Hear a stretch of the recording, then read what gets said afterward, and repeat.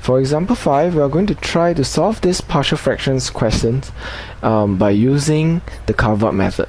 Now this example will show you the limitation of the carve-out method. And of course, along the way, hopefully you may think that the carve-out method is not a waste of time, but a rather usable, shortcut. Right, so let's get started. So this is the fraction that we have to split up into partial fractions. So it is already factorized for us. Okay, so we see two linear factors, x minus 1 and x minus 2, but x minus 2 is actually a repeated factor. Okay, so we know that, well, we can split this up into a over x minus 1 plus b over x minus 2 plus c over x minus 2 square. Okay, so very quickly, by using the carve-out method, alright, we sub in x equals to 1, we will get our a. So we will cover up this x minus 1 and substitute in the value of x equals to 1. Okay, so substituting x equal to 1, the numerator we have 5 minus 2, which will give us a 3.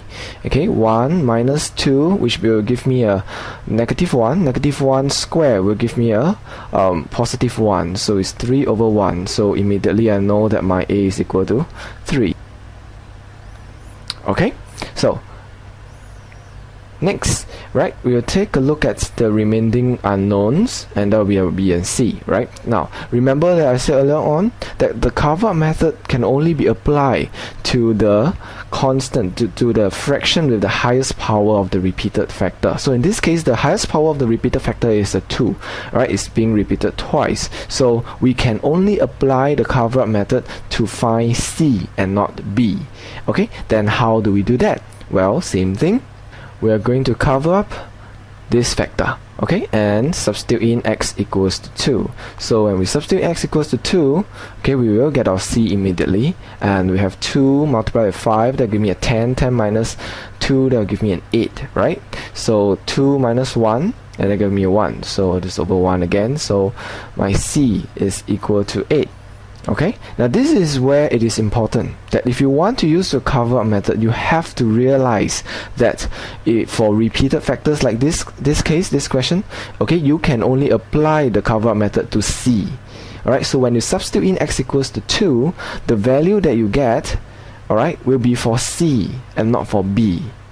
Okay, so this is very, very important, because when people learn the shortcut and they don't learn it properly, this is, the shortcut end up hurting them. Okay, so of course this is not what I want to happen to you, so please remember carefully. So now we are only left with the last unknown, which is b, isn't it? So how do we find b then? Well, although the shortcut helps you that much, okay, to help you find the value for a and the value for c, it can't help you find b. Okay, so how do you find the b then? Well, you have no choice but do it the normal way. Okay, that means to say you can multiply throughout to flatten the entire equation. Okay, so you have but of course you already know what's a, isn't it? Alright, so that is not a big problem. I mean, we substitute in a's value, okay, along the way. So we have x minus 1, x minus 2, and of course c will be x minus 1. And since we already know the value for a and the value for c, so this is an equation with only one unknown b, right? So what do we do?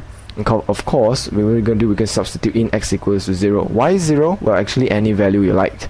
Okay, you can sub in 1, you can substitute in 2, well, really any value you like. But the point is, 0 is a lot easier for us to work. So we shall just use 0. So to the left hand side, we will have 0 minus 2, that will give me a negative 2, right? So to the right hand side, this will be a 0.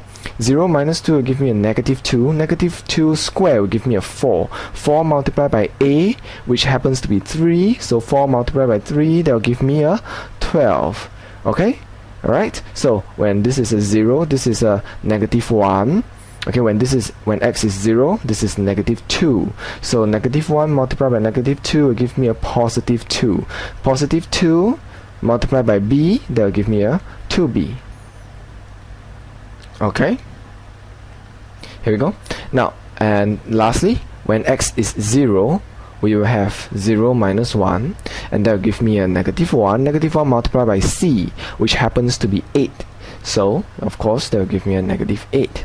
So, working this equation out is not a big problem for you, I hope. So, by shifting here and there, eventually, you will get b is equal to negative 3. Okay? So, I mean, the working here shouldn't be a problem for you, right? So, this is very elementary. So, b will be equal to negative 3. Okay? And therefore, we'll present our final answer. We have to need, we really need more space. So, let's scroll up a little bit.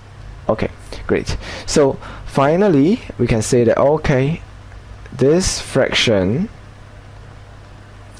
alright, x minus 1 square, can be expressed into a partial fraction like this. So there will be a 3 over x minus 1 minus 3 over x minus 2 plus 8 over x minus 2 square. So this is the solution, the answer to the partial fraction questions. Okay, so I hope this example will show you, alright, how to properly use the cover-up method. Okay, as you can see, I mean, I don't know about you, but I think that the cover-up method is something worth learning. Okay, in a way, it really helps to you know, help to speed things up a little bit here. Okay, at least to find A and C. Okay,